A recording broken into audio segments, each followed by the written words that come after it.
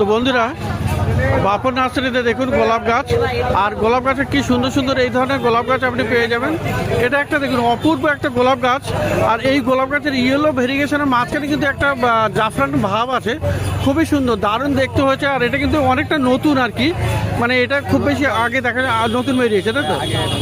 তো এর আইডিটা একটু কনফিউশন আছে। তো যাই হোক, আপনারা কাস্টমারকে বলে দেওয়া হবে, আর আপনারাও জানলে কমেন্ট করে দেবেন। দারুণ গাছ।